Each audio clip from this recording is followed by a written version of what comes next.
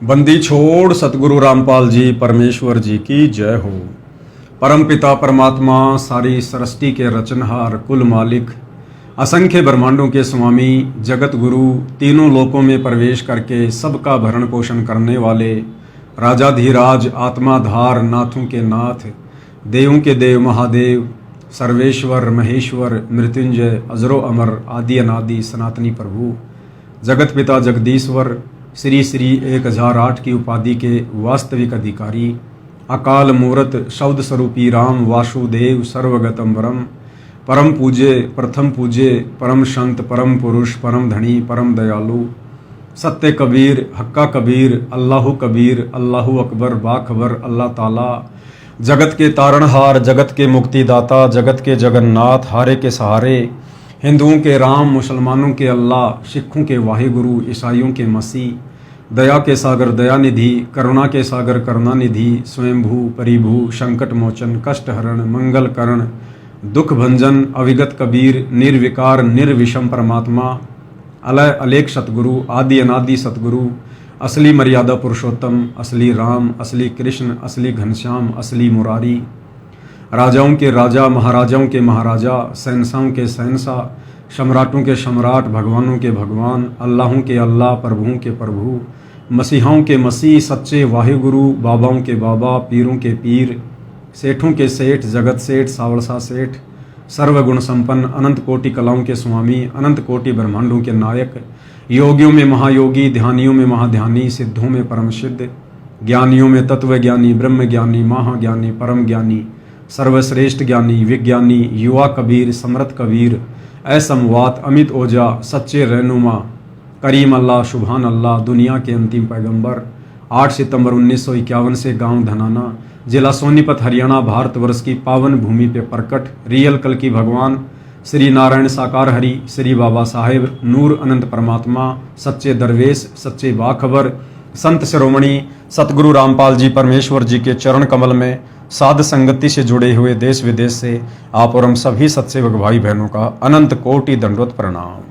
सत्साई भाई और बहनों, बहुत बड़ी दया बहुत बड़ी मेहर पूज्य गुरुदेव भगवान की परमेश्वर रामपाल जी की, जिनके शुभ आशीर्वाद से विशेष आशीर्वाद से आप और हम सभी साध संगति से जुड़े हुए सत्सेवक भाई बहन इस सत भक्ति मार्ग पर मर्यादाओं के साथ निरंतर आगे की ओर बढ़ रहे हैं। भाई और बहनों, आज पूरे विश्व में निसंदेह कई लाखों की संख्या में सतगुरु रामपाल जी के भक्त हैं। उन लाखों भक्तों में से जो विशेष दया विशेष मेहर साध संगति से जुड़े सत्सेवक भाई बहनों के ऊपर गुरुदेव की हो रही है, ये अविश्वसनीय है। क्योंकि ये कलयुग की बिचली पीढ़ी का समय है, पूर्ण मोक्ष प्राप्ति का समय है। और इस समय भाई और बहनों, परमेश्वर केवल इस भक्ति मार्ग पर उन्हीं आत्माओं को दृढ़ करेगा, उन्हीं आत्माओं के लिए परमात्मा सो यत्न करेगा, काल से लड़ेगा, जिन आत्माओं को सतगुरु रामपाल जी परमेश्वर जी ने सतलोक लेकर जाना होगा। देखो, ये भक्ति मार्ग एक विद्यालय की भांति है। जिस प्रकार एक स्कूल में हजारों की संख्या में बच्चे एडमिशन लेते हैं, लेकिन कितने बच्चे पास होते हैं, कितने बच्चे फर्स्ट डिवीज़न आते हैं, कितने सेकंड डिवीज़न आते हैं और कितने बच्चे मेरिट में आते हैं। तो ठीक इसी प्रकार ये जो सतगुरु रामपाल जी परमेश्वर जी का सत्संग है, उनका भक्ति मार्ग है, ये एक प्रकार से स्कूल है, कॉलेज है। और इस कॉलेज में पूरा विश्व ही एडमिशन लेगा आने वाले समय में। और उनमें से कितने बच्चे पास होंगे और कितने बच्चे सतलोक जाने के लिए तैयार होंगे, ये भाई और बहनों इस ज्ञान को समझने के बाद उस भगत के बुद्धि विवेक के ऊपर निर्भर करेगा कि परमेश्वर कितनी आत्माओं को सेलेक्ट करके सतलोक लेकर जाएंगे। तो इस भक्ति मार्ग पर जो सबसे बड़ी गलती हम कर देते हैं, हर किसी को भगत समझने की। जिसके गले में संत रामपाल जी का लॉकेट देखा या जिसके हाथ में संत रामपाल जी का रक्षा सूत्र देखा या जिसने अपने मुख से एक बार सत साहिब बोल दिया, नादानी में हम लोग उसको भगत समझ बैठते हैं। लेकिन भाई और बहनों, भगत कौन है, इस बात का निर्णय वो लोकेट, वो रक्षा सूत्र या मुंह से बोला गया सत साहिब शब्द नहीं करेगा। संत रामपाल जी की वो भगत मर्यादाओं में कितना है, संत रामपाल जी की वो भगत शिक्षाओं पर कितना चल रहा है, सतगुरु रामपाल जी को वो भगत कितना समझ पाया है, और सतगुरु रामपाल जी के द्वारा जो शास्त्र अनुकूल भक्ति साधना दी गई है, इस पर मर्यादा में रहकर दृढ़ता के साथ वो भगत कितना चल पा रहा है। इस आधार से निर्णय होगा कि वो भगत है या भगत होने के बावजूद अभी वो जगत ही है। तो भाई और बहनों, सतगुरु रामपाल जी परमेश्वर जी का ये सत भक्ति मार्ग दुनिया के अन्य भक्ति मार्गों से अलग है, डिफरेंट है, भिन्न है। इस भक्ति मार्ग की मर्यादा, इस भक्ति मार्ग के नियम बहुत अनोखे हैं, विचित्र हैं, लेकिन शास्त्रों के अनुकूल हैं। तो भाई और बहनों, समझने में थोड़ा समय लगेगा, इसलिए जल्दबाजी बिल्कुल भी ना करें, तुरंत किसी भी बात पर कोई भी कमेंट ना दें, निर्णय ना करें, अपने आप को थोड़ा समय दें, बात के ऊपर विचार करें, विमर्श करें, चिंतन मनन करें, हो सके तो किसी से सलाह लें, उसके बाद निर्णय कीजिए कि मैं सही हूं या गलत हूं। तो भाई और बहनों, सतगुरु रामपाल जी के पंथ में वर्तमान में 2 पार्ट बन चुके हैं। इन बातों का बार बार जिक्र करना इसलिए ज़रूरी हो जाता है क्योंकि भीड़ बहुत ज़्यादा बढ़ चुकी है, और इस भीड़ में कितने भगत हैं और कितने लोग भक्ति का ढोंग कर रहे हैं, ये भी बताना ज़रूरी हो जाता है। तो सन 2014 बरवाला कांड के बाद संत रामपाल जी की संगत में 2 पार्ट बन गए, यानी संगत 2 भागों में विभाजित हो चुकी है।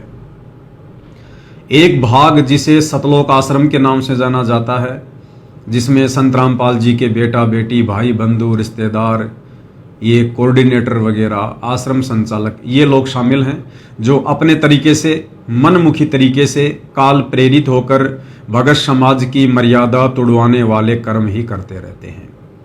दूसरा पार्ट जिसे साध संगति कहते हैं, और साध संगति से जुड़े भाई बहनों को सत्सेवक कहते हैं, जो केवल अपने गुरुदेव के द्वारा दिए गए ज्ञान को आधार बनाकर ही भक्ति करते हैं।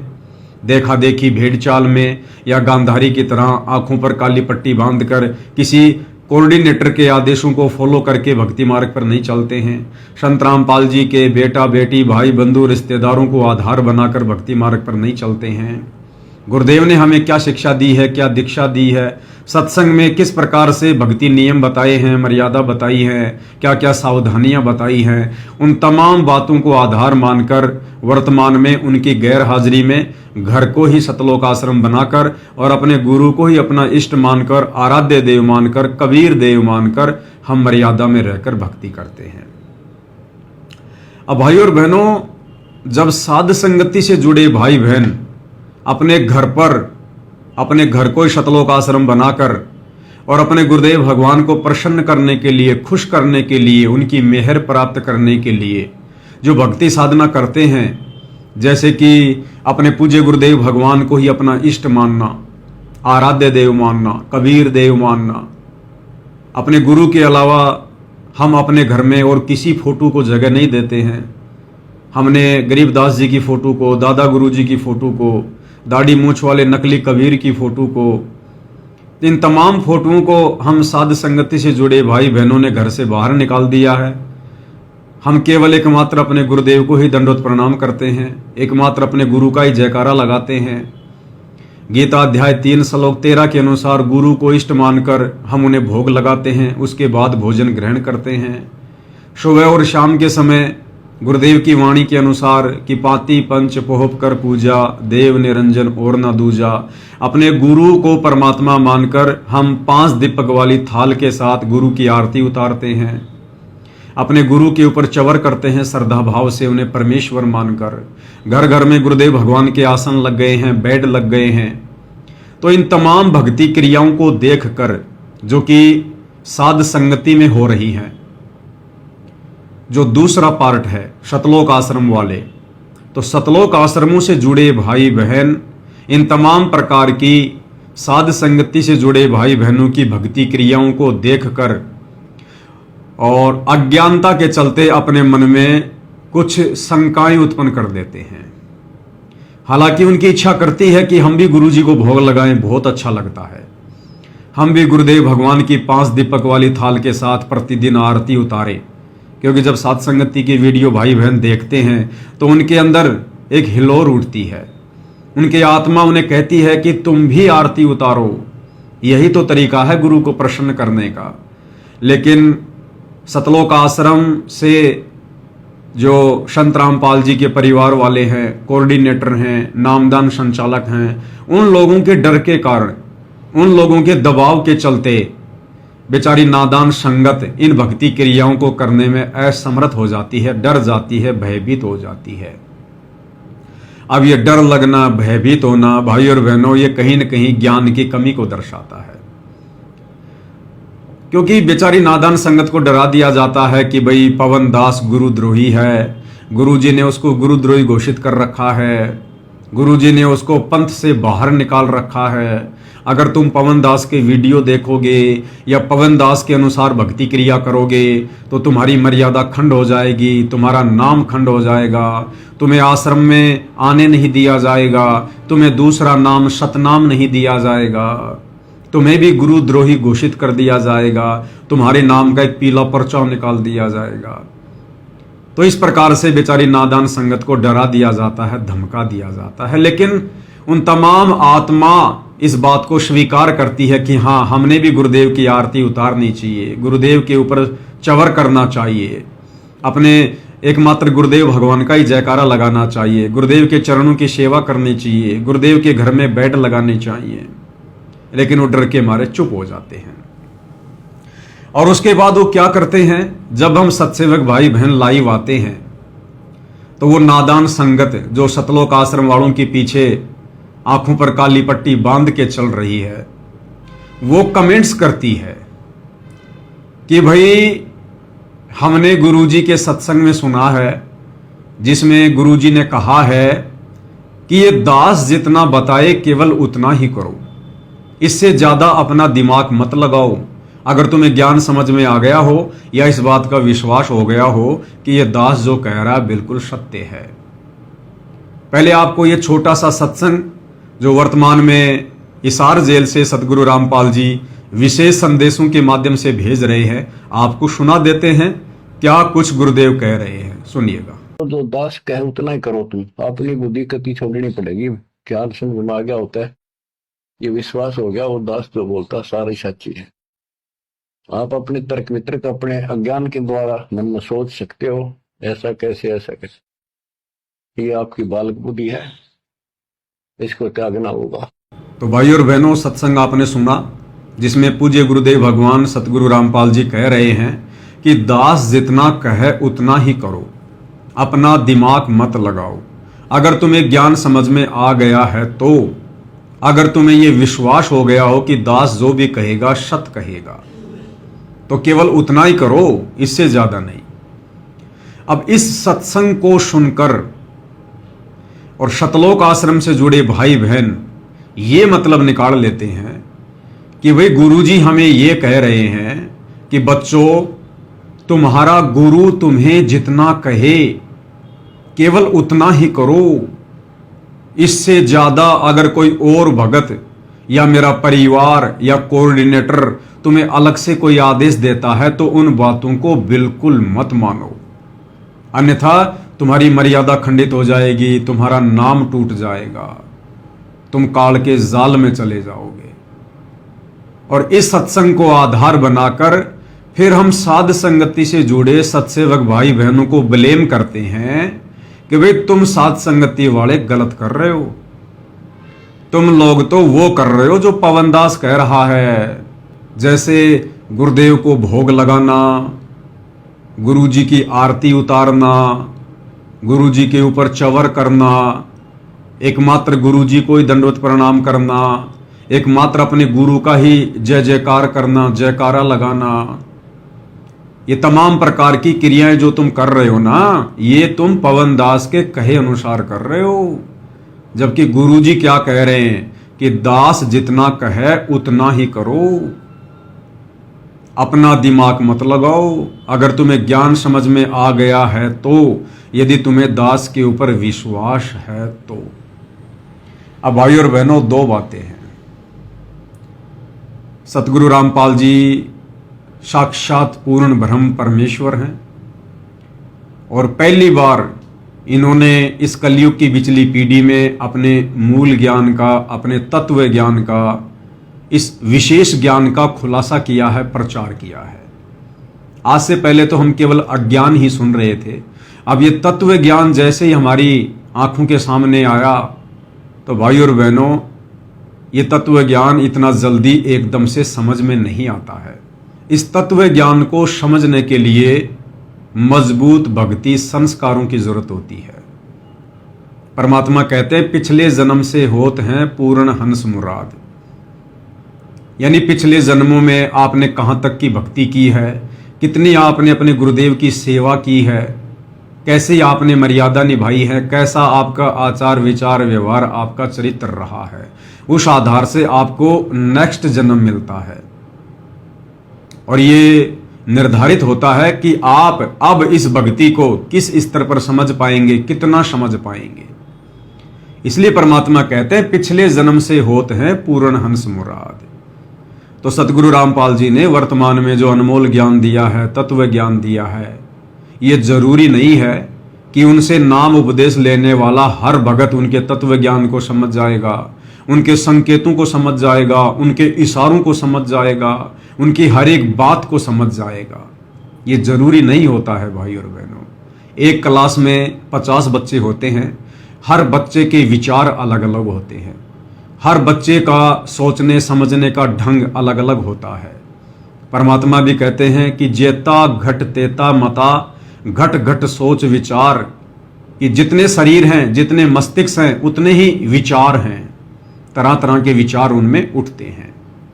तो ये जरूरी नहीं है कि यदि किसी ने संत रामपाल जी से नाम उपदेश ले लिया तो वो संत रामपाल जी के भक्ति मार्ग को, उनके तत्व ज्ञान को, या संत रामपाल जी के मिशन से वो पूर्णतया परिचित हो जाएगा। ये जरूरी नहीं होता है। इसीलिए संत रामपाल जी की संगत में उनके जेल जाने के बाद 2 पार्ट बन गए, संगत 2 भागों में विभाजित हो गई।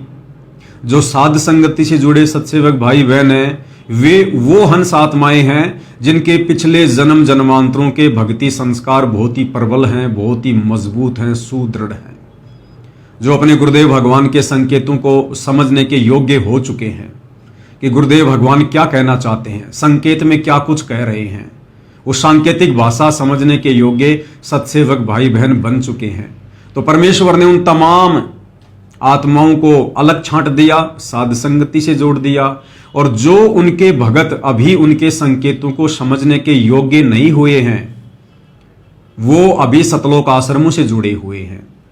अब ये जरूरी नहीं है कि सतलोक आश्रमों से जुड़ी हुई संगत में मान लीजिए कोई आईएएस अधिकारी भी है, कोई रिटायर्ड आईएएस अधिकारी भी है, कोई पुलिस ऑफिसर भी है, बहुत बड़ा कोई टीचर भी है, कोई वकील भी है, कोई डॉक्टर भी है। तो आप सोचेंगे कि ये जितने भी बड़े बड़े उच्च अधिकारी भगत हैं, बड़े बड़े सरकारी नौकरी प्राप्त भगत हैं, क्या इनमें भी इतनी बुद्धि नहीं है?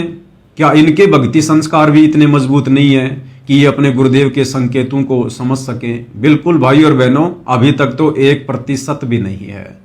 अगर उन बड़े बड़े दिखाई देने वाले भक्तों में 1% भी आध्यात्मिक क्षेत्र वाली कॉमन सेंस होती, देखो एक तो होती है सामाजिक कॉमन सेंस, तो सामाजिक कॉमन सेंस में तो ये लोग टीचर हैं, मास्टर माइंड है, इंजीनियर हैं, लेकिन आध्यात्मिक भक्ति मार्ग वाली कॉमन सेंस में चाहे वो बहुत बड़ा कोई अधिकारी क्यों ना है, अगर वो सतलोक आश्रमों से जुड़ा हुआ है तो उसमें 1% भी कॉमन सेंस नहीं है, 1% भी।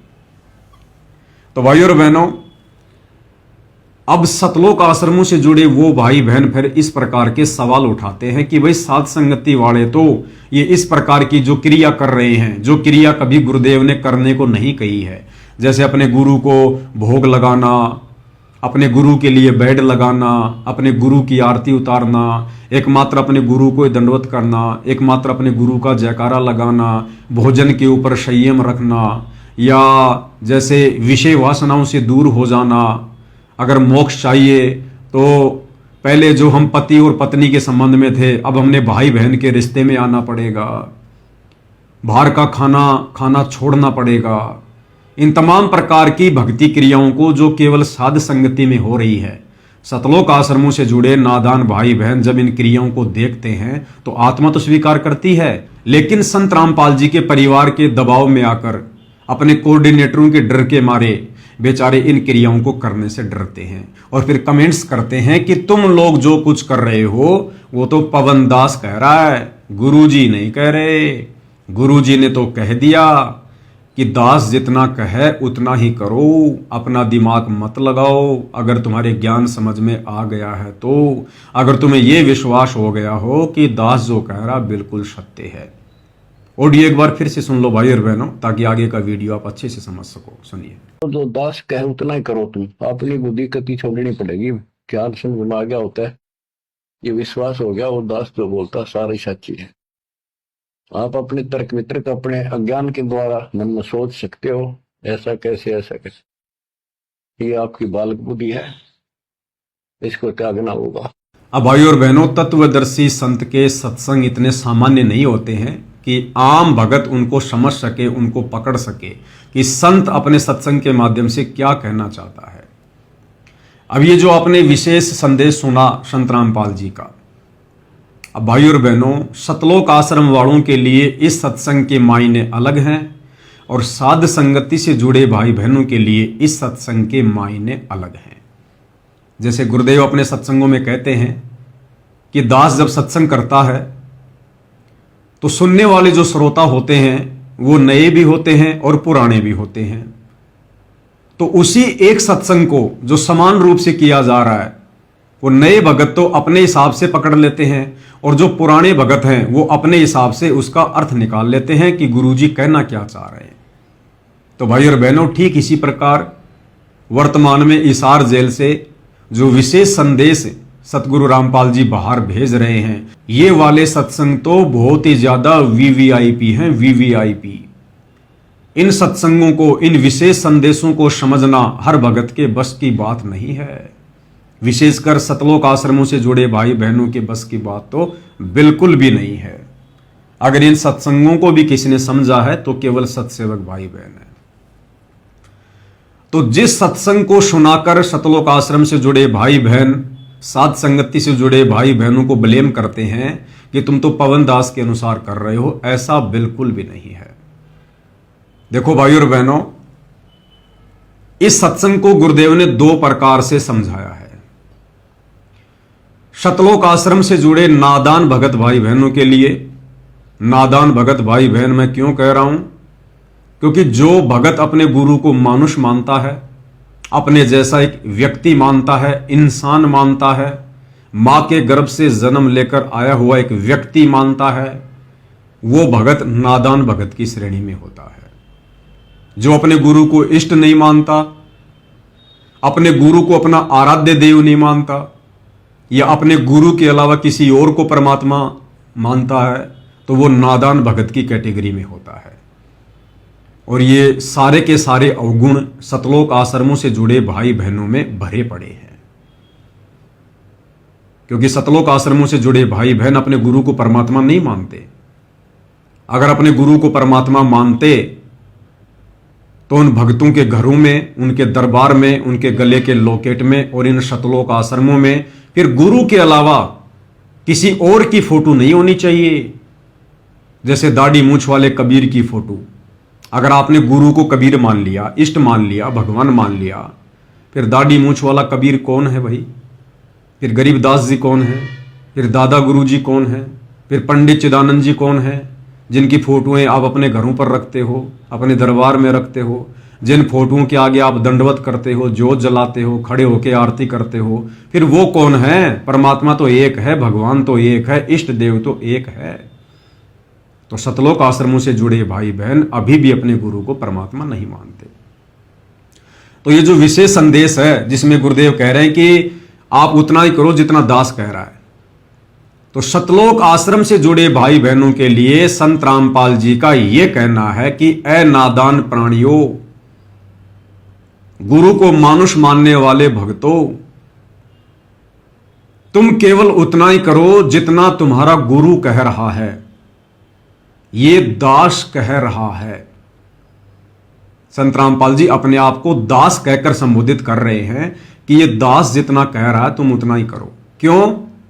क्योंकि सतलोक आश्रम से जुड़े भाई बहन और संत रामपाल जी का परिवार संत रामपाल जी को दास मानता है, उन्हें भगवान नहीं मानता, उन्हें कबीर नहीं मानता, संत रामपाल जी को कबीर का दास मानता है, कबीर का भेजा हुआ अवतार मानता है, कबीर के द्वारा भेजी गई एक विशेष हंस आत्मा मानता है।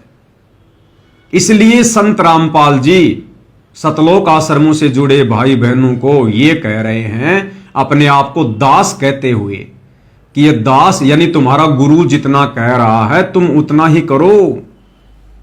अगर इससे ज्यादा मेरे परिवार के कहने पे करोगे, किसी कोऑर्डिनेटर के कहने पर करोगे, किसी नामदान संचालक के कहने पर करोगे, तो तुम्हारी मर्यादा टूटेगी, तुम्हारी मर्यादाएं खंड खंड हो जाएंगी और तुम भक्ति मार्ग से नीचे गिर जाओगे। क्योंकि अभी तुम्हारा बौद्धिक विकास उस स्तर का नहीं है कि तुम अपने गुरु के संकेतों को समझ सको और अपनी भक्ति को बचा सको। इसलिए तुम केवल इतना ही करो जितना ये दास अर्थात तुम्हारा गुरु कह रहा है।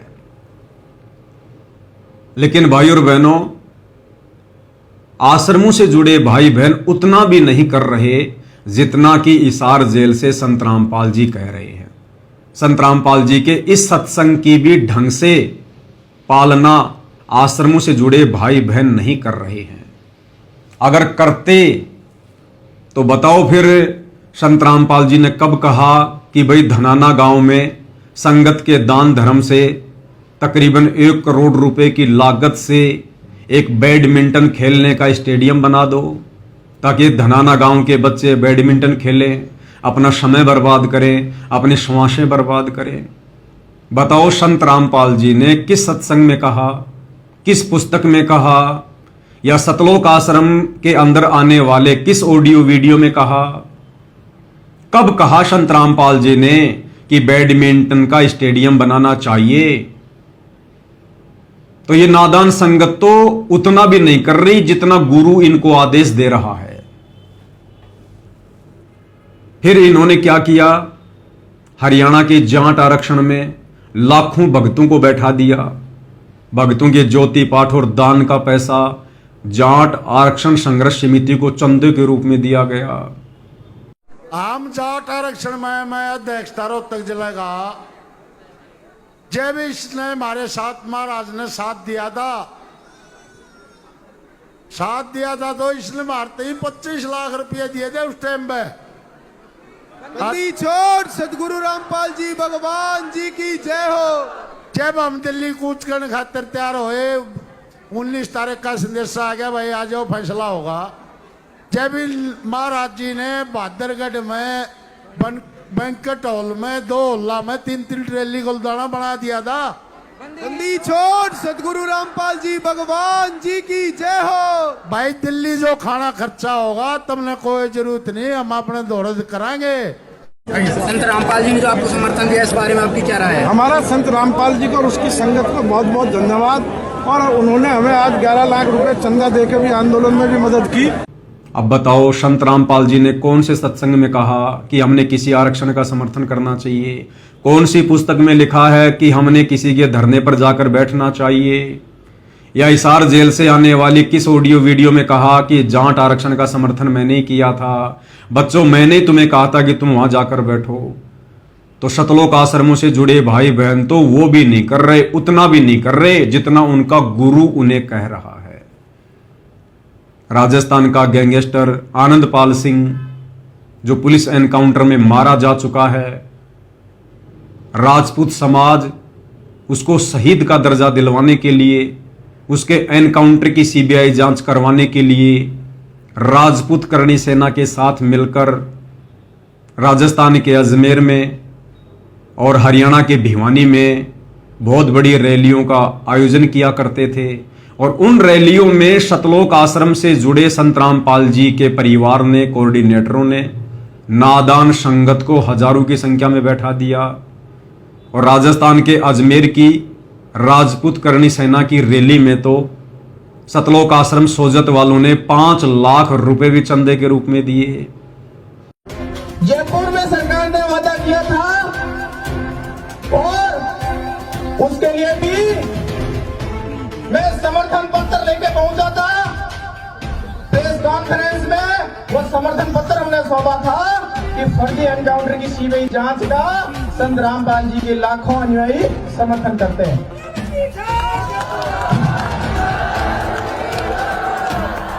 भारत माता की, भारत माता की, मां पद्मावती की, मां पद्मावती की, सत्य में इंकलाब। हमारे संत रामपाल जी के लाखों अनुयायियों द्वारा एक सहयोग की राशि दादा सुखदेव सिंह जी को पेश कर रहे हैं।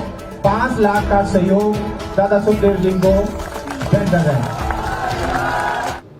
तो बताओ, गुरुदेव भगवान ने गुंडों का समर्थन करने के लिए एक भगत को कब आदेश दिया? गुंडों की सीबीआई जांच के लिए 5-5 लाख रुपए चंदे के रूप में देने का कब आदेश दिया? तो सतलोक आश्रमों से जुड़े भाई बहन तो उतना भी नहीं कर रहे जितना हिसार जेल से उनका गुरु उन्हें करने के लिए कह रहा है कि उतना ही करो जितना यह दास कह रहा है। इसके अलावा और भी बहुत सारे कुक्रम भाई और बहनों, अयोध्या में जाकर संत रामपाल जी के परिवार ने राम मंदिर के दर्शन करने के लिए आने वाले काल उपासकों के लिए, यानी काल पूजा को बढ़ावा देने के लिए 1 महीने का भंडारा लगा दिया। कौन सी पुस्तक में लिखा है, कौन से सत्संग में जिक्र है, कब आदेश दिया गुरुदेव ने? सत साहिब जी, ये वीडियो सतलोक आश्रम द्वारा अयोध्या में लगाए गए भंडारे का है। और यहाँ पर आप देख सकते हैं गुरुदेव के दोनों लड़के, बड़ा लड़का वीरेंद्र, छोटा लड़का मनोज, दोनों इस भंडारे में बैठे हैं, शामिल हैं। दोनों वहाँ पर उपस्थित थे और बहुत बड़ा पंडाल वहाँ पर लगाया गया था। करोड़ों रुपया संत रामपाल जी के भक्तों का, उनके ज्योति पाठ और दान का आन उपासना में सहयोग करते हुए सतलोक आश्रम मैनेजमेंट हरियाणा द्वारा बर्बाद किया गया। भाई और बहनों, हमारे गुरुदेव भगवान कहते हैं कि तीनों देवा काल हैं, ब्रह्मा विष्णु महेश, और भूले चूके समझियो ले सतगुरु उपदेश। परमात्मा तो इस काल की और काल के पुत्रों की इस पूजा पाठ को बंद करवाने के लिए आए हैं, अपनी यथार्थ सतभक्ति सतलोक से लेकर। परंतु यहाँ पर सतगुरुदेव भगवान का कलयुगी परिवार, उनके बेटा बेटी, भाई बंधु, रिश्तेदार, संगत में बड़े बड़े भगत समझे जाने वाले लोग, ये सभी लोग सतगुरु रामपाल जी के ज्ञान को और सतगुरु रामपाल जी के मिशन को ना समझकर अपनी मनमानियां करते हुए आज गुरुदेव भगवान की गैर हाजिरी में इन्होंने वो कुकर्म किया है, वो भक्ति विरुद्ध कर्म किया है, जिसके लिए शायद ही परमात्मा इन लोगों को क्षमा करें। क्योंकि ये सबसे बड़ा काल का जाल है, राम और कृष्ण की भक्ति। दुनिया वालों को तो ज्ञान नहीं है, इसलिए श्री राम मंदिर को देखने के लिए और वहाँ पर भंडारा वगैरह लेने के लिए दुनिया उमड़ पड़ी अयोध्या में।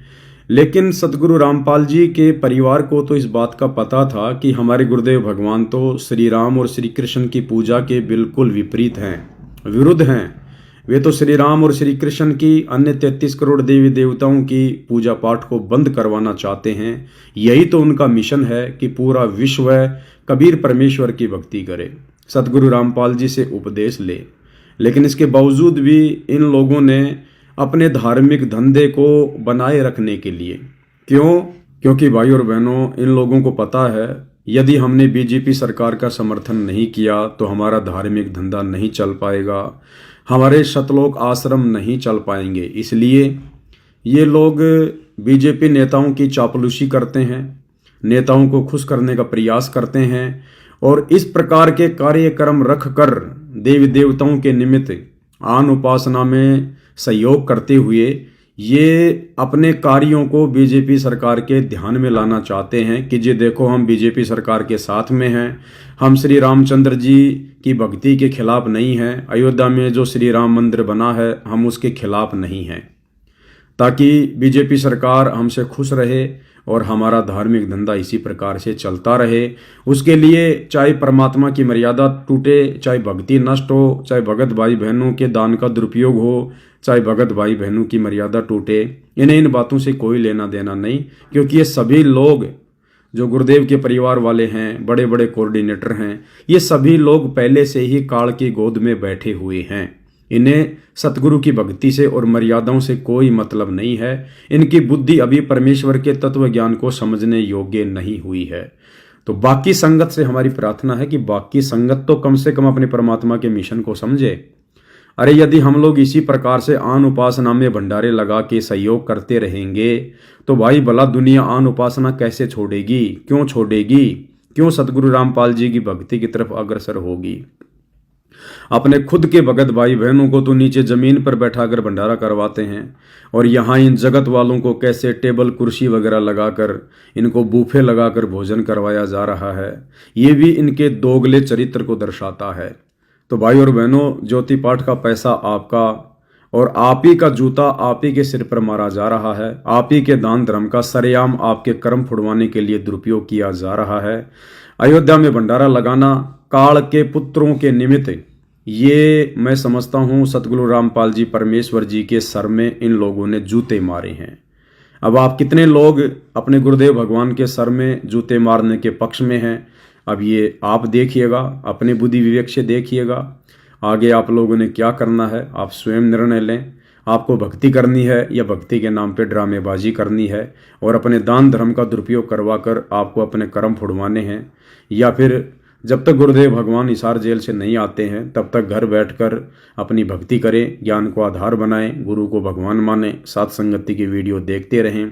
अन्यथा जैसा बीज बोओगे समय आने पर वैसा ही परिणाम मिलेगा। सत साहिब। सोनीपत के गोहाना में जाटों की धर्मशाला का 5वां फ्लोर बनाने के लिए संत रामपाल जी के परिवार ने 1 करोड़ रुपया दान कर दिया। कौन से सत्संग में आदेश दिया गुरु जी ने, कौन सा भक्ति विधान में लिखा हुआ है। क्या यह कदम नई उम्मीद और समर्पण का परिचायक है। इस दान से महासभा को जाट भवन के निर्माण में महत्वपूर्ण मदद मिलेगी। बहुत बढ़िया जी काम हो रहा है। ये बहुत सच्ची पूछो तो हमने जिस दिन नींव टकी उसी दिन हमारी सोच बदल गई थी, हम भी कुछ सहयोग कराएंगे जी। तो हमारी एक कमेटी बनी हुई है जी वहाँ आश्रम के अंदर जी। तो हमने गुरु जी से प्रार्थना करी, हम कोई भी काम करते हैं तो गुरु जी से प्रार्थना करके करते हैं। ठीक है। गुरु जी ने आदेश दिया भी जो तारे मन में वो कर दो। गुरु जी ने आदेश दिया भी जो तारे मन में वो कर दो। गुरु जी ने आदेश दिया भी जो तारे मन में वो कर दो। गुरु जी ने आदेश दिया भी जो तारे मन में वो कर दो। तो क्या मन में आई आप ही बताइए। बिना एक बिल्डिंग बनाया उनकी, अच्छा फ्लोर 1 बना दो जी। और ऐसी मटेरियल डालते हैं जी हम जी। आप कभी आश्रम में आगे देखिए धनाना धाम में, अच्छा तो बहुत ही मजबूत है, हर चीज 1 नंबर की। अच्छा। 2 नंबर की चीज हमारे पास नहीं मिलेगी, खाने में भी नहीं मिलेगी। तो ये तो मटेरियल है जी, मटेरियल है। तो हमारी एक सोच है आगामी ऊपरली बिल्डिंग को हमारे गुरु जी के आदेश से हम इसको बनवाने के लिए आए। तो जाट महासभा जो काम कर रही है उससे प्रभावित होके आप ये बात कह रहे हैं ना? बिल्कुल प्रभावित होके। अन्नपूर्णा जैसी मुहिम जिसमें कई करोड़ों के मोटर और पाइप दे दिए गए, ये फ्री में देना संत रामपाल जी ने कौन से सत्संग में कहा है।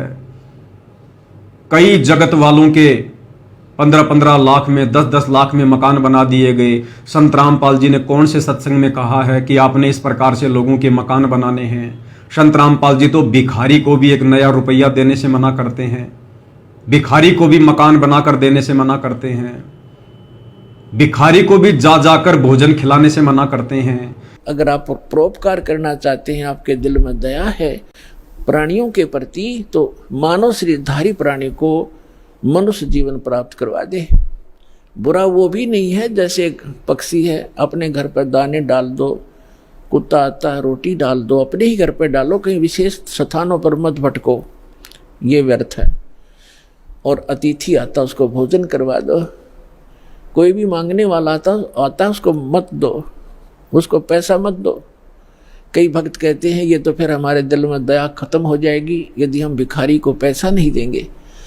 परमात्मा कहते हैं दया का प्रयोग भी विधिवत करने से ही लाभ होगा, अन्यथा वो आपका भी भक्ति नाशक और दूसरे का भी हानिकारक, दूसरे को भी हानि कर देगा। जैसे फिर ये अन्नपूर्णा मुहिम के तहत घर घर जाकर राशन बांटना, ये कौन से सत्संग में है, कौन सी पुस्तक में लिखा है गुरुदेव ने, कौन से भक्ति विधान में है, कब किया गुरुदेव ने आज से पहले?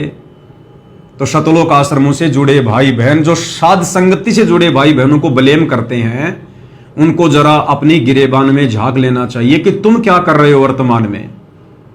अगर हम सत्सेवक भाई बहन गलत कर रहे हैं तो तुम भाई आश्रमों से जुड़े भाई बहन क्या सही कर रहे हो?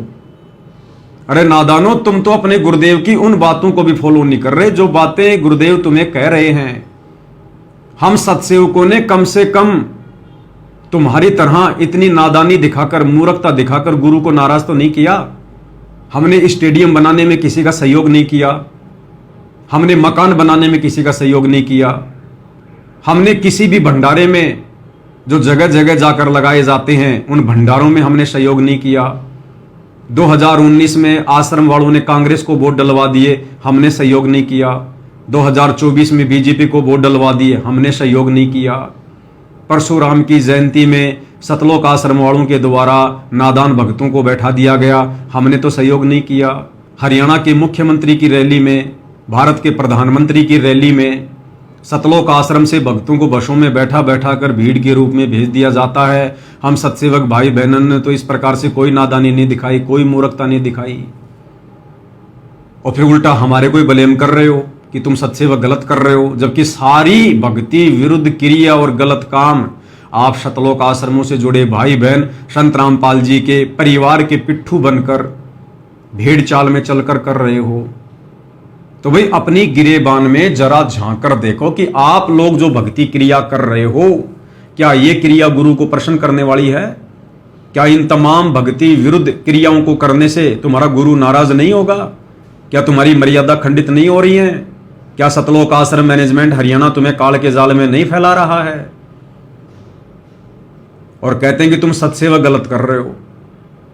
अब भाई और बहनों, बात करेंगे इसी सत्संग को लेकर कि साध संगति से जुड़े भाई बहनों के लिए गुरुदेव का यह सत्संग करने का क्या अर्थ है, क्या मायना है। सतलोक आश्रम वालों के लिए तो गुरुदेव ने कह दिया कि दास जितना कहे उतना ही करो, अपनी बुद्धि मत लगाओ। अगर तुम्हारे ज्ञान समझ में आ गया है तो, यानी तुम्हारा गुरु जितना कहे उतना ही करो। और यही सत्संग संत रामपाल जी ने अपनी विशेष आत्माओं के लिए किस संदर्भ में किया है? साध संगति से जुड़े भाई बहनों के लिए गुरुदेव का आदेश है कि दास जितना कहे उतना ही करो। दास कौन? संत रामपाल जी नहीं। संत रामपाल जी दास केवल सतलोक आश्रमों से जुड़े नादान भक्तों के लिए है, क्योंकि सतलोक आश्रमों से जुड़े भाई बहन अपने गुरु को दास मानते हैं, कबीर जी का दास मानते हैं, भगवान नहीं मानते। तो संत रामपाल जी दास केवल सतलोक आश्रम वालों के लिए है। साध संगति से जुड़े भाई बहनों के लिए संत रामपाल जी दास नहीं है। संत रामपाल जी हमारे लिए कबीर भगवान हैं, हमारे इष्ट देव हैं, हमारे पूज्य देव हैं, हमारे आराध्य देव हैं, सारी सृष्टि के मालिक हैं। तो यही सत्संग, क्योंकि सत्संग तो परमात्मा सबके लिए करते हैं ना, आश्रम वालों के लिए भी होता है, साथ संगत वालों के लिए भी होता है, लेकिन मायने अलग अलग होते हैं। तो यही सत्संग जिसमें गुरुदेव कह रहे हैं कि दास जितना कहे उतना करो। हालांकि मेरे बोलने से पहले सत्सेवक भाई बहन समझ चुके हैं कि इस सत्संग का क्या अर्थ है। इसी को कहते हैं कॉमन सेंस। अपने गुरु के द्वारा किए गए सत्संगों में संकेतों को समझना, क्योंकि एक सत्संग में गुरुदेव ने यह भी तो कहा कि बच्चों अब तुम संकेतों को समझने लग गए हो। किनके लिए कहा? साध संगति से जुड़े भाई बहनों के लिए कहा कि बच्चों अब तुम इस दास के संकेतों को समझने लग गए हो। एक बार सुन लीजिएगा। यानी कुछ देर भी पूरे संत की संगत में आ जा तो ऐसे गजब की बातें बताते हैं वो क्योंकि संत तो बैठते मालिक की चर्चा करेगा, और ऐसी बात का अगर जो अगले के खटके तो अवश्य आत्मा पकड़ जाती है। जो कोयल के बच्चे होते हैं अपनी माँ की बोली तुरंत समझ जाते हैं, एक बार बोलते ही कान खड़े हो जाते हैं उनके, दूसरे बोल पड़ती है तो उड़कर चल पड़ते हैं। इसी प्रकार जो परमात्मा के हंस होते हैं वो पूर्ण संत की सत्संग को, संकेतों को समझना शुरू कर देते हैं। तो भाई और बहनों, गुरु के संकेतों को समझने योग्य केवल सत्सेवक भाई बहन बने हैं। तो यही शब्द साध संगति से जुड़े भाई बहनों को क्या संदेशा दे रहा है? इसार जेल से इस विशेष संदेश के माध्यम से साध संगति से जुड़े भाई बहनों को परमात्मा ये कहना चाह रहे हैं कि साध संगति के लिए मैंने जिस आत्मा को खड़ा किया है, निमित्त बनाया है, इस पवन दास को, तो गुरुदेव कह रहे दास जितना कहे उतना ही करो। क्योंकि हमारे लिए दास कौन है? हमारे लिए दास हमारे भगत भाई है। ये पवन दास आप भाई बहनों के लिए दास है। आप भाई बहन मुझ पवन दास के लिए दास हो। अब हम अपने गुरुदेव को दास नहीं कह सकते, क्योंकि हमें अंदर से पता चल चुका है, इस तत्व ज्ञान से पता चल चुका है, हमारी आत्मा ने स्वीकार कर लिया कि संत रामपाल जी दास नहीं हैं, ये तो दासों के भगवान हैं। दास तो केवल उनके लिए हैं जो अपने गुरु को मानुष मानते हैं। तो यहां गुरुदेव के द्वारा यह कहना कि दास जितना कहे उतना ही करो, तो साध संगति से जुड़े भाई बहनों के लिए गुरुदेव का संकेत है कि इस भक्ति मार्ग पर संगत को दो भागों में विभाजित करके और अपनी विशेष आत्माओं को जो मैंने साध संगति से जोड़ दिया है और साध संगति में संदेशे देने के लिए जिस आत्मा को निमित्त बनाया है, वो मेरा दास यानी ये पवन दास जितना तुम्हें संदेशा दे, जितना तुम्हें कहे, केवल तुम उतना ही करो।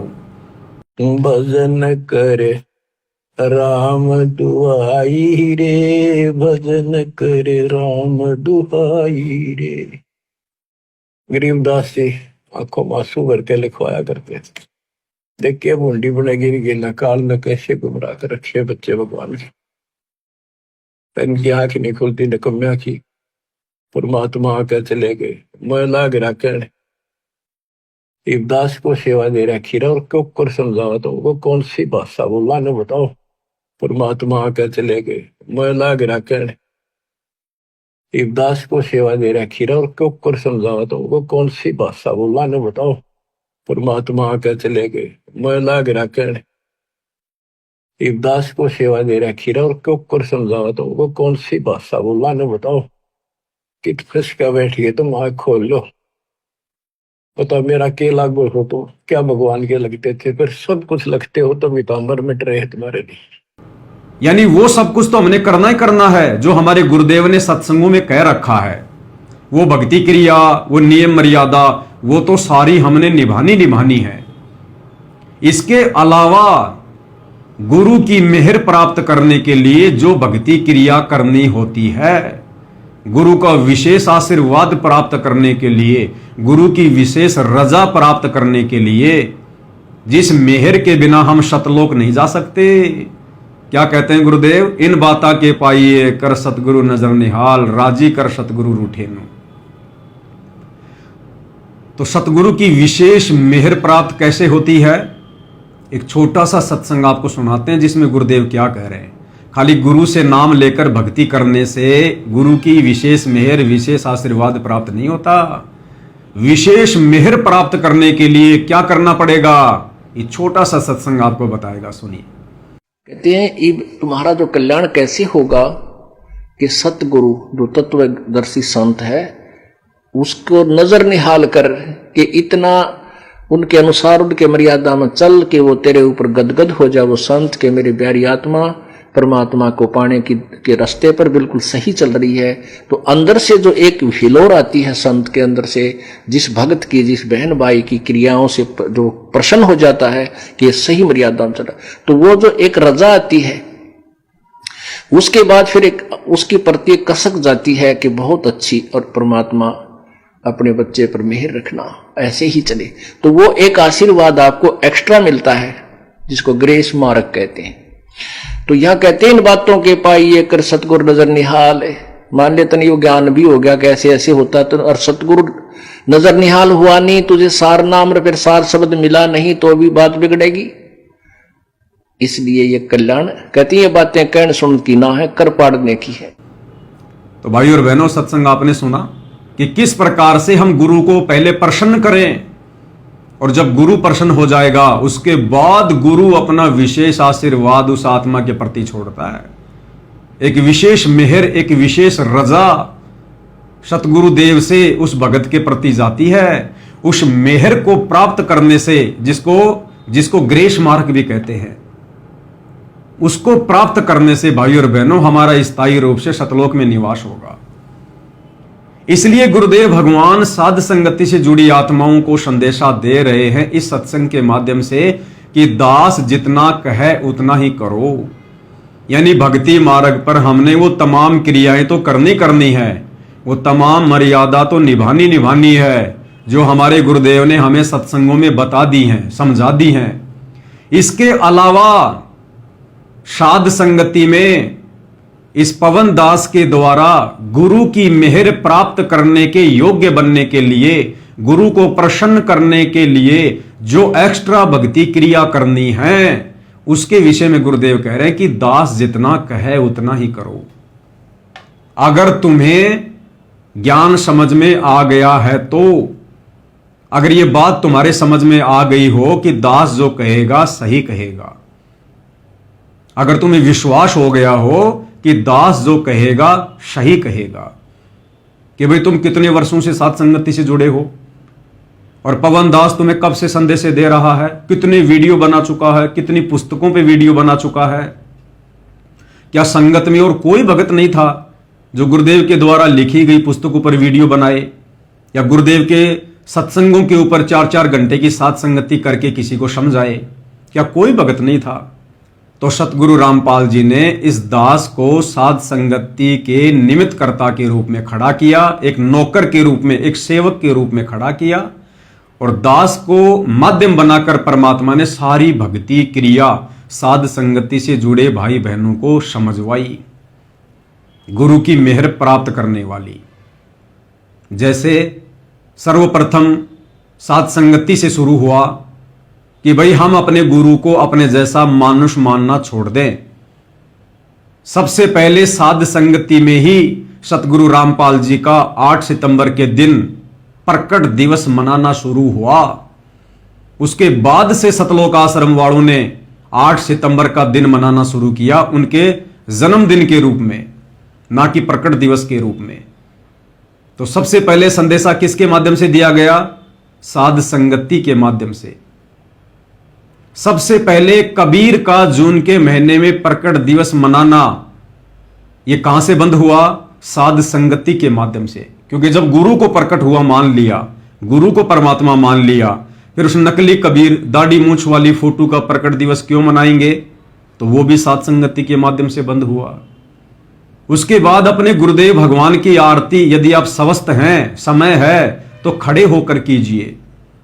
हम पहले उन पत्थरों के आगे भी तो खड़े होकर आरती किया करते थे श्रद्धा भाव से, और हाथ में भक्ति बोध लेकर आरती करना शुरू कीजिएगा। ये मोबाइल से आरती करना संपूर्ण विधि नहीं है। ये तो केवल विशेष परिस्थितियों में परमात्मा ने तीनों समय की आरती ऑडियो वीडियो में डाल के दी है, रोजाना करने के लिए नहीं। तो खड़े होकर और हाथ में भक्ति बोध लेकर भक्ति करना कहां से शुरू हुआ? साध संगति से शुरू हुआ। उसके बाद अपने गुरु को इष्ट मानकर, परमात्मा मानकर, गीता अध्याय 3 श्लोक नंबर 13 के अनुसार घर घर में गुरु जी को बड़ी भोग की आरती के साथ भोग लगना कहां से शुरू हुआ? साध संगति से शुरू हुआ।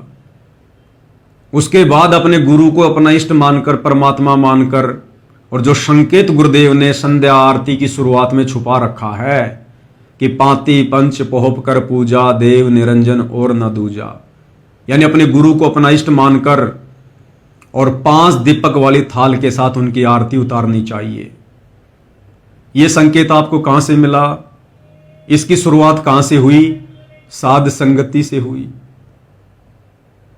उसके बाद केवल अपने गुरुदेव को ही दंडवत प्रणाम करना, अन्य किसी को नहीं करना। अपने गुरुदेव का ही जयकारा लगाना, अन्य किसी का नहीं लगाना। इन तमाम भक्ति क्रियाओं की शुरुआत कहां से हुई? साध संगति से हुई। और वर्तमान में भक्ति मार्ग पर हम कैसे सफल हों, कैसे हमें दृढ़ता मिले, कैसे हमारे भाव बने, जो तमाम नई नई भक्ति क्रियाएं जिनसे गुरु प्रसन्न होता है, कहां से शुरू हो रही है? साध संगति से। इसलिए गुरुदेव भगवान इस विशेष संदेश में कह रहे हैं कि दास जितना कहे उतना ही करो, क्योंकि मैंने इस पवन दास को खड़ा कर रखा है। और अब ये पवन दास जिसने पिछले 10 वर्षों में तुम लोगों को कभी भटकाया नहीं, तुम लोगों से कभी झूठ नहीं बोला, तुम लोगों को कभी ठगा नहीं, तुम लोगों को कभी भ्रमित नहीं किया, केवल तुम लोगों के सामने वीडियो बना बना के मेरी पुस्तकों के ऊपर, मेरे सत्संगों के ऊपर केवल तुम्हें दृढ़ ही करने का काम किया है। इसलिए गुरुदेव कह रहे हैं कि अगर तुम्हें विश्वास हो गया हो कि दास जो कहेगा सही कहेगा, तो अब इस भक्ति मार्ग पर साध संगति से जुड़कर वैसा ही करो, उतना ही करो जितना ये दास कहे, ये पवन दास कहे। और पवन दास क्या कहेगा? जो सतगुरु रामपाल जी का आदेश होगा, जो उनके सत्संगों में होगा और जो उनके सत्य प्रेरणा होगी। इससे ज्यादा दास ने ना कुछ आपको पहले कभी कहा, ना कभी दास आपको आगे कहेगा। क्योंकि परमात्मा जिस आत्मा को खड़ा करता है, उस आत्मा के ऊपर परमात्मा अपना पूर्ण आशीर्वाद बख्श देता है। इसलिए भाई और बहनों, गुरुदेव के इस सत्संग के 2 मायने हैं, 2 आधार हैं। सतलोक आश्रम वालों के लिए दास का अर्थ है संत रामपाल जी, क्योंकि ये लोग अपने गुरु जी को दास मानते हैं, भगवान नहीं मानते हैं, कबीर जी का भेजा हुआ दास मानते हैं।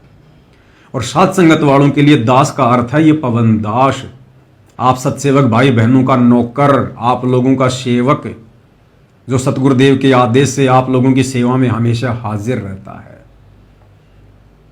अब सतलोक आश्रमों से जुड़े भाई बहन जिन भक्ति क्रियाओं को लेकर विरोध जताते हैं कि भाई तुम साध संगत वाले तो जो भक्ति क्रिया कर रहे हो ना, जैसे आरती उतारना, गुरुदेव को भोग लगाना, गुरुदेव के ऊपर चवर करना, ये मनमाना आचरण है, गुरुजी ने तो कभी नहीं बताया, तुम लोग तो पवन दास के अनुसार चल रहे हो।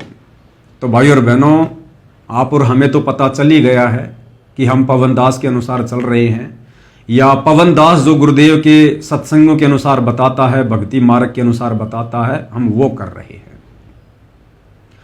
अब भाई और बहनों, बात ऐसी भी नहीं है कि जो भक्ति क्रिया हम सत्सेवक भाई बहन कर रहे हैं, या जो ये पवन दास आप भाई बहनों को बताता है, सतलोक आश्रम से जुड़े भाई बहन भी अपनी अंतरात्मा से तो ये स्वीकार करते हैं कि पवन दास जो कह रहा बिल्कुल सही है। अगर गुरु के हृदय में जगह बनानी है, सतलोक का अधिकारी बनना है, गुरु को प्रसन्न करना है, तो ये तमाम भक्ति क्रिया करनी ही पड़ेंगी। लेकिन उनके कमजोर भक्ति संस्कार, जिस कारण से वो डर जाते हैं, भयभीत हो जाते हैं कि हम कुछ गलत ना कर बैठे, उनके अंदर इतनी दृढ़ता नहीं है, विश्वास की कमी है। और ये लोग केवल ईर्ष्या भाव में आकर पवन दास का विरोध करते हैं, केवल ईर्ष्या भाव में आकर, बाकी ज्ञान आधार से नहीं। अभी आश्रम से जुड़े भाई बहन किस बात का विरोध करते हैं कि ये पवन दास 5 दीपक वाली थाल के साथ में सुबह शाम गुरुजी की आरती उतारता है, सत्सेवक भाई बहनों को भी उतारने के लिए कहता है, जो कि गलत है, ये सही नहीं है, ये गुरुजी के आदेशों के खिलाफ है, इससे आप लोगों की मर्यादाएं टूट चुकी हैं। तो इन सतलोक आश्रमों से जुड़े नादान भाई बहनों को जब हम सत्सेवक भाई बहन अपने गुरु को इष्ट मानकर उनकी आरती उतारते हैं तो इनको गलत लगता है। और भाई और बहनों, आपने देखा होगा संत रामपाल जी के मान सम्मान के कार्यक्रम में आजकल क्या हो रहा है। आपको गांव धीरणवास का, गांव डाया हिसार का मान सम्मान का कार्यक्रम का एक वीडियो दिखाता हूं। और अब तो यह भी क्लियर हो चुका है कि यह तमाम कार्यक्रम कौन आयोजित करता है। गांव वाले तो करते नहीं, सतलोक आश्रम वाले करते हैं।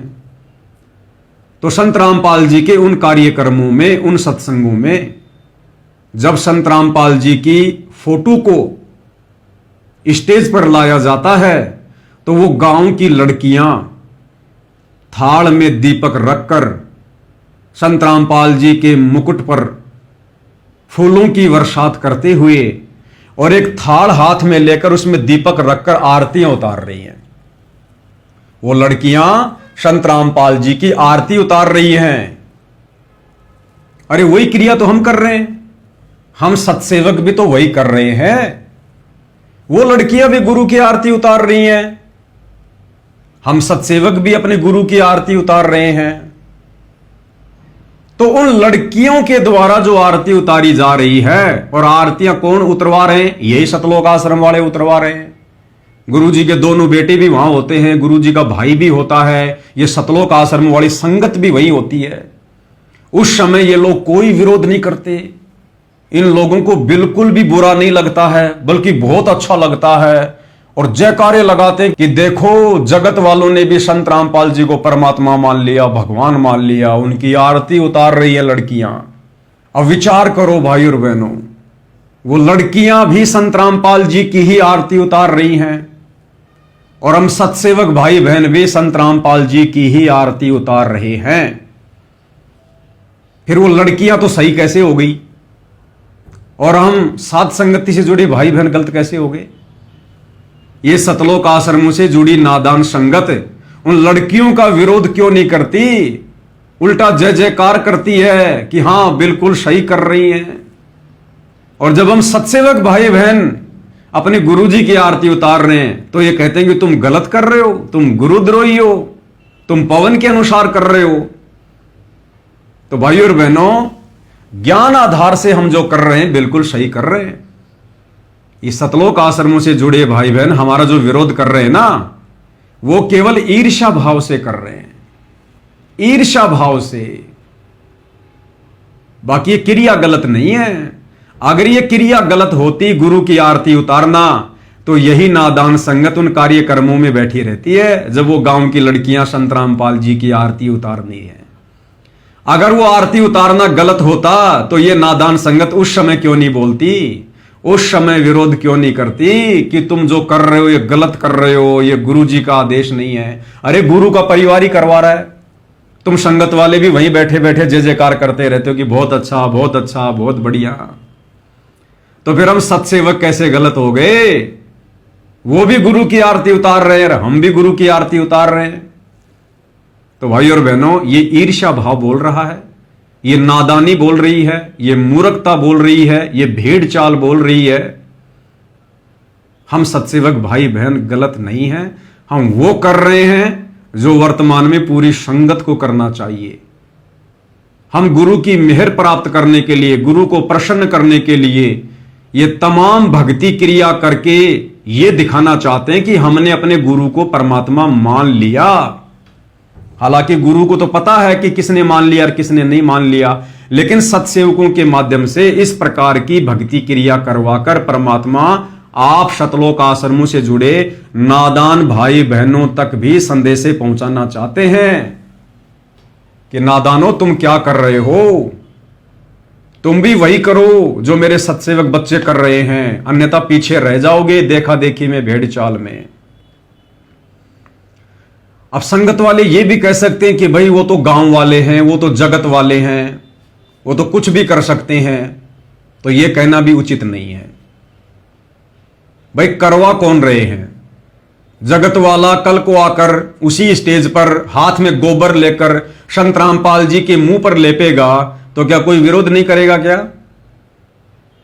अरे वो जगत की लड़कियां हाथ में गोबर लेकर स्टेज पर चढ़कर संत रामपाल जी के मुंह के ऊपर मारेंगी तो आप संगत वाले विरोध करोगे या नहीं करोगे? वहां खड़े हुए संत रामपाल जी के परिवार वाले विरोध करेंगे कि नहीं करेंगे? आप कहोगे हम जरूर विरोध करेंगे, हमारे गुरु के मुंह के ऊपर गोबर थोड़ा ना मारने देंगे, क्योंकि गोबर लगाना तो गलत है। तो इसी प्रकार अगर वो आरती करना गलत होता जो गांव की लड़कियां कर रही है तो तुम लोग विरोध करते ना, लेकिन तुम लोगों ने विरोध नहीं किया, तुम लोगों ने हृदय से स्वीकार कर लिया। अब ये बहाना नहीं चलेगा कि वो तो जगत वाली हैं, वो तो जगत वाली हैं।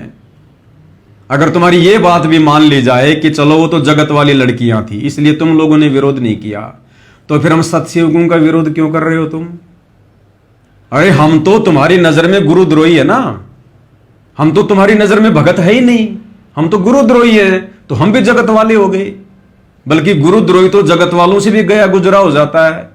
जब तुम्हें जगत वालों की इस आरती उतारने वाली इस भक्ति क्रिया से कोई परहेज नहीं है, कोई नफरत नहीं है, तो तुम्हारी नजरों में हम गुरुद्रोही तो जगत वालों से भी गए गुजरे हैं, फिर हमारी भक्ति क्रिया से भला तुम्हें क्या प्रॉब्लम है?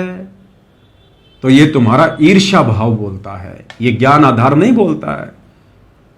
इससे सिद्ध होता है कि तुम सतलोक आश्रम से जुड़े भाई बहन नादानी में, मूर्खता में अपने कर्म बिगाड़ते हुए हम सत्सेवक भाई बहनों से, अपने ही गुरु भाई बहनों से तुम लोग ईर्ष्या कर रहे हो, तुम्हारे को जलन है। और कहीं ये जलन इतनी ज्यादा ना फैल जाए कि फिर इसका कोई समाधान ही ना निकले।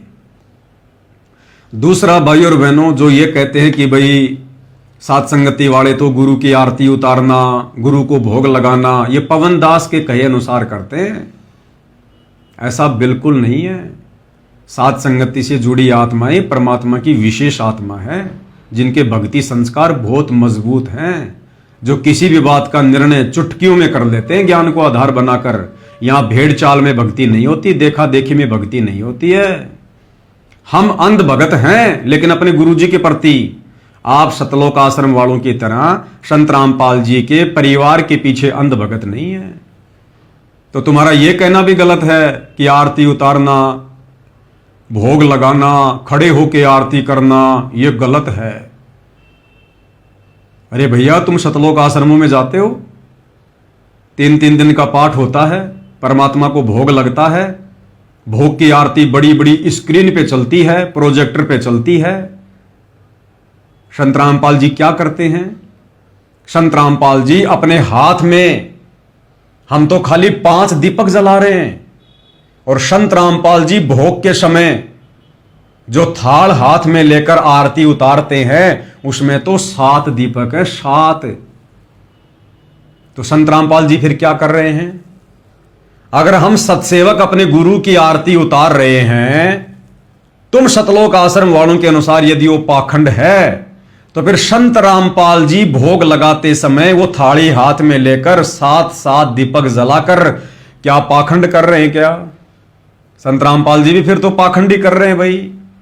भाई चेला तो अपने गुरु से सीखेगा, जैसा गुरु करेगा वैसा ही शिष्य करेगा, क्योंकि आश्रम तो एक ट्रेनिंग सेंटर होता है। आश्रम में गुरु भक्तों को इसलिए बुलाता है कि जो भक्ति क्रिया मैं करूं वो भी तुम करो, क्योंकि गुरु भी तो एक भगत की भूमिका निभाता है, भक्ति करके दिखाता है।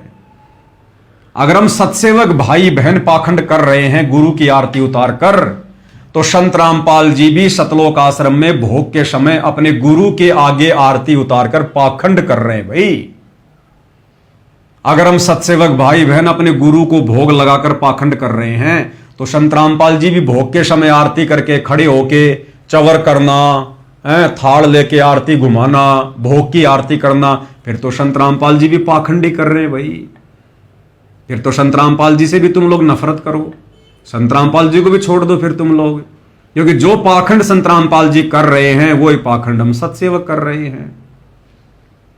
तो भाई और बहनों, ना तो ये पाखंड है, ना ये कोई गलत क्रिया है, केवल नादान भगतों की समझ का फर्क है। संत रामपाल जी आध्यात्मिक टीचर हैं।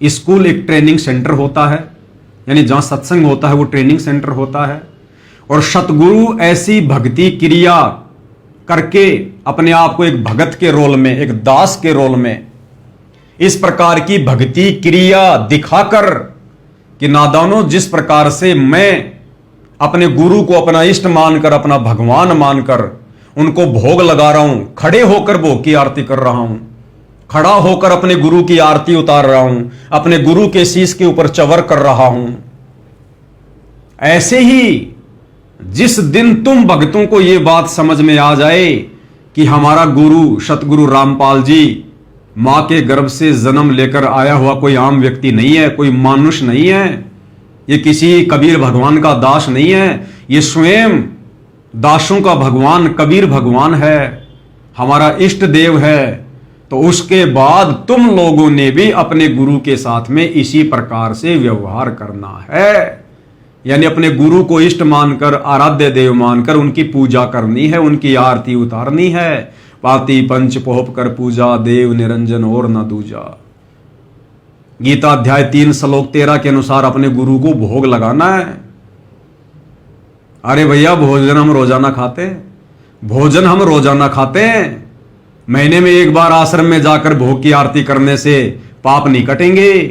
रोजाना भोजन खा रहे हैं तो रोजाना आरती करनी पड़ेगी, भोजन को पाप नाशक बनाना पड़ेगा। और भक्ति बोध जिसमें तीनों समय की आरती है, उसमें सारी आरतियां गुरुदेव ने क्यों लिखी है भाई? अरे भक्ति बोध में गुरुदेव ने जो नित्य नियम लिखा है, क्यों लिखा है? हम भक्तों के लिए, हम रोज करते हैं। दोपहर की आरती लिखी है, क्यों लिखी है? हम भक्तों के लिए, हम रोज कर रहे हैं। संध्या आरती लिखी है, क्यों? हम भक्तों के लिए, हम सब रोज कर रहे हैं। संध्या आरती के बाद अन्नदेव की छोटी आरती, फिर अन्नदेव की बड़ी आरती क्यों लिखी है? हम भक्तों के लिए, कि भोजन खाने से पहले आरती करो, भोजन खाने के बाद आरती करो। हम सब रोज कर रहे हैं। और उसके बाद फिर भोग लगाने की विधि लिखी हुई है। अब ये भोग संगत क्यों नहीं लगा रही, जब सारी आरतियां हम भक्तों के लिए गुरुदेव ने भक्ति बोध में डालकर हमारे को दे रखी हैं और हम सारी आरती कर रहे हैं, तो फिर भोग की आरती क्यों नहीं कर रहे, जो उसी भक्ति बोध में भोजन खाने के बाद जो बड़ी आरती उसके बाद में जो लिखी हुई है? क्यों? क्योंकि करेगा वही जिसने अपने गुरु को कबीर मान लिया होगा, गुरु को इष्ट मान लिया होगा। और जैसा गुरु ने गुरु को भगवान मानकर हमें आश्रम में आरती करना सिखाया, चवर करना सिखाया, भोग लगाने सिखाया, तो इस प्रकार से ये सारी क्रिया अपने गुरु को इष्ट मानकर, कबीर मानकर वही करेगा जिसने वर्तमान में अपने गुरु सतगुरु रामपाल जी को अपना कबीर भगवान मान लिया होगा। अन्यथा नहीं कर पाओगे, और यदि आप करोगे तो वो भक्ति क्रिया आपकी सफल नहीं होगी। इसलिए भाइयों और बहनों, इस नादानी को छोड़ो। बड़ी मुश्किल से असंख्य जन्मों के बाद ये बिल्ली के भाग का छिक्का टूटा है। परमात्मा ने इस कलयुग की बिचली पीढ़ी में हमें मनुष्य जन्म दिया है, अपनी शरण में लिया है, और ये अनमोल भक्ति बख्शी है जो दुनिया में किसी के पास नहीं है। मोक्ष दिलाने वाली भक्ति।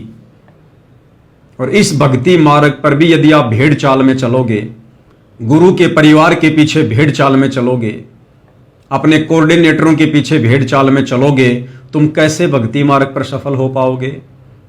अरे हमने नाम दीक्षा भक्ति की शुरुआत गुरु के परिवार को देखकर नहीं की, किसी कोऑर्डिनेटर को देखकर नहीं की। हमने गुरु का ज्ञान सुनकर, ज्ञान को समझकर, गुरु से उपदेश लेकर की है। तो हमने भक्ति मार्ग पर अगर सफल होना है तो गुरु भगवान को देखकर चलना पड़ेगा, गुरु के आदेशों के अनुसार चलना पड़ेगा, जो आदेश गुरुदेव ने सत्संगों में दे दिए हैं। संत कभी किसी को अलग से ट्रेनिंग नहीं देता, अलग से आदेश नहीं देता। संत ने जो भी आदेश देना होता है सार्वजनिक तौर पर अपने सत्संगों में देता है, पुस्तकों में देता है।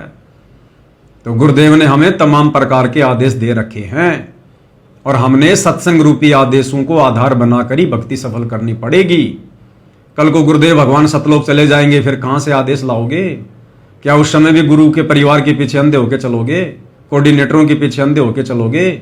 जो गुरु का परिवार, जो कोऑर्डिनेटर तुम्हें वर्तमान में ही गुरु के रहते सहते काल के मुंह में झोंक रहे हैं, तुमसे तमाम प्रकार की गंदी राजनीति करवा रहे हैं, दुनिया भर के उल्टे उल्टे भक्ति विरुद्ध कर्म करवा रहे हैं, तो गुरु के जाने के बाद वो तुम्हें कहां से सतलोक का रास्ता दिखा देंगे? अरे कैसे तुम्हें सतलोक मिल जाएगा? गुरु के सतलोक जाने के बाद तो तुम सतलोक जा ही नहीं पाओगे। हमारे पास में मौका ही सतलोक जाने का तब तक है जब तक गुरु भगवान धरती पर है।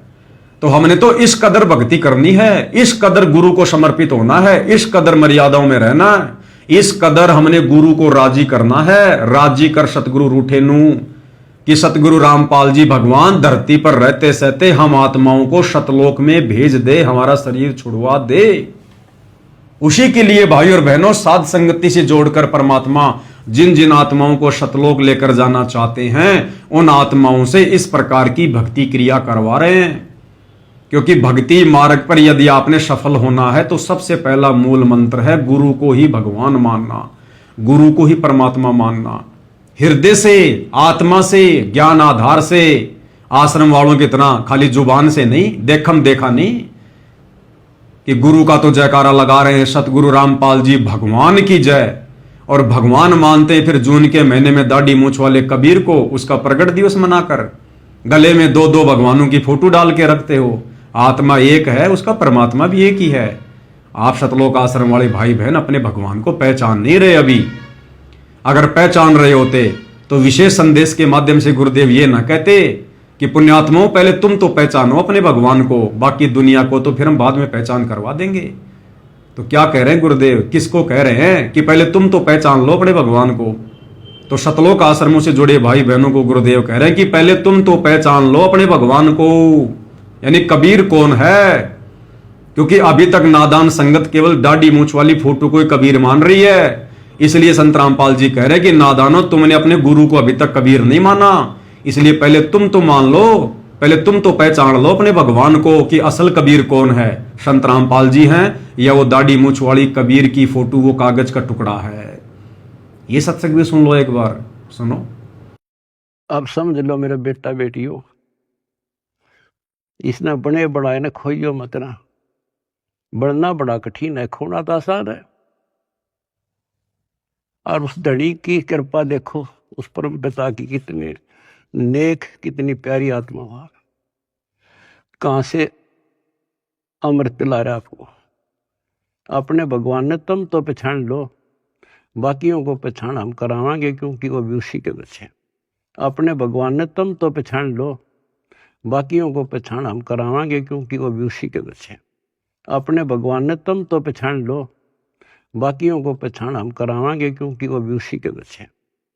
सब सहयोग दो, परमार्थ करो, परमार्थ में हानि का देरी होती है। तो सुना क्या कह रहे हैं गुरुदेव कि पहले तुम तो पहचानो अपने भगवान को। तो क्या संगत ने अभी तक अपने भगवान को नहीं पहचाना? क्या संगत को अभी तक ये नहीं पता चला कि कबीर भगवान कौन है? ये तो सारी संगत जानती है कि दाढ़ी मूछ वाला कबीर भगवान है, दाढ़ी मूछ वाला कबीर भगवान है। सबके घरों में दाढ़ी मूछ वाले कबीर की फोटो रखी है, सतलोक आश्रमों में बड़ी बड़ी फोटोएं रखी हैं। फिर कौन से कबीर भगवान के लिए कह रहे हैं वो भगवान है? फिर गुरुदेव कौन से भगवान को पहचानने के लिए कह रहे हैं? गुरुदेव कहना चाहते हैं, नादानो, ये कागज का टुकड़ा, ये दाढ़ी मूछ वाली फोटो कबीर भगवान नहीं है, तुम्हारा सतगुरु है असली कबीर भगवान। इसलिए गुरुदेव आश्रम वालों को कह रहे हैं कि पहले तुम तो पहचान लो अपने भगवान को, बाकी दुनिया को तो पहचान फिर हम करवा देंगे। तो भाई और बहनों, केवल साध संगति से जुड़े सत्सेवक भाई बहनों ने वर्तमान में जिंदा कबीर, असली कबीर, समर्थ कबीर संत रामपाल जी को पहचाना है। बाकी धरती पर किसी ने नहीं पहचाना। और जब पहचान लिया तो फिर आरती किसकी उतारेंगे? कबीर भगवान की, संत रामपाल जी की। भोग किसको लगाएंगे? कबीर भगवान को, सतगुरु रामपाल जी को। चवर किसके ऊपर करेंगे? कबीर भगवान को, सतगुरु रामपाल जी को। एकमात्र दंडवत किनको करेंगे? कबीर भगवान को, सतगुरु रामपाल जी को। एकमात्र जयकारा किसका लगाएंगे? कबीर भगवान का, सतगुरु रामपाल जी का। और घर में फिर आसन किसका लगाएंगे? कबीर भगवान का, सतगुरु रामपाल जी का। तो भाई और बहनों, बातें बहुत हैं, समय कम है। धीरे धीरे छोटे छोटे पॉइंट पर आप भाई बहनों को इसी प्रकार से वीडियो बनाकर समझाते रहेंगे, क्योंकि ये हमारी अग्नि परीक्षा का समय चल रहा है, लास्ट का समय है। और इस समय काल पूरी कोशिश करेगा आत्माओं को भ्रमित करने की, वो चाहे संगत के माध्यम से करे या किसी जगत के माध्यम से करे। तो साध संगति से जुड़े भाई बहनों के अंदर कोई भी कमजोरी शेष ना रह जाए, काल को कहीं छोटा सा भी पॉइंट ना मिल जाए भ्रमित करने के लिए। इसलिए परमात्मा ने इस कुत्ते की, आप भाई बहनों के नौकर की, आप भाई बहनों के दास की, इस तुच्छ पवन दास की ड्यूटी लगा रखी है। अगर मुझे गुरुदेव ने निमित्त बनाया है तो इसमें मेरा कोई श्रेय नहीं है, मेरा तो सौभाग्य है, इसमें मेरा कोई रोल नहीं है। जब परमात्मा 650 साल पहले और एक भैंसे राम को निमित्त बना सकते हैं वेद मंत्र बोलने के लिए, तो मैं तो फिर भी एक इंसान हूं, जिंदा जागता हूं, उनका भगत हूं। अब यदि गुरुदेव ने मुझ पवन दास को खड़ा किया है, निमित्त बनाया है, तो भाई और बहनों, इसमें मेरा कोई श्रेय नहीं है, मेरा कोई रोल नहीं है। ये तो गुरुदेव भगवान की अपनी मौज, अपनी मर्जी। जब 650 साल पहले 64 लाख भक्तों को निमित्त ना बनाकर और एक भैंसे को निमित्त बना दिया वेद मंत्र बुलवाने के लिए, तो ये तो गुरुदेव भगवान की अपनी मर्जी है। मैं तो उनकी नौकरी कर रहा हूं, आप भाई बहनों की सेवा में, आप भाई बहनों की नौकरी कर रहा हूं। मुझे इस बात का कोई घमंड नहीं है, कोई अहंकार नहीं है। और जिस दिन आ गया उस दिन भैया मेरे जैसे नौकर भगवान के पास में अरबों खरबों है, कमी नहीं है। वो तो मिट्टी के डले को उठाकर अपना काम करवा देगा, उसे भक्तों की भी जरूरत नहीं है। तो भाई और बहनों, आप और हमने केवल भक्ति मार्ग पर आगे बढ़ना है। और भक्ति मार्ग पर आगे बढ़ने वाली बातें चाहे कोई गधा बताए, चाहे कोई पवनदास गधा बताए, हमने तो अच्छी बातों को ग्रहण करना है और जो गलत बातें हैं उनको छोड़ देना है। तो भाई और बहनों, इस प्रकार से हमने भक्ति मार्ग पर निरअभिमानी होकर, निसंशय होकर आगे बढ़ना है, निसंशय होकर। तो भाई और बहनों, आज के इस वीडियो में केवल इतना ही। परमेश्वर आगे कोई सेवा देंगे, भाई बहनों की सेवा में जरूर हाजिर होंगे। तब तक सतगुरुदेव भगवान हम सबको आज्ञा दें, आशीर्वाद दें, सद्बुद्धि दें। बंदी छोड़ सतगुरु रामपाल जी परमेश्वर जी की जय हो।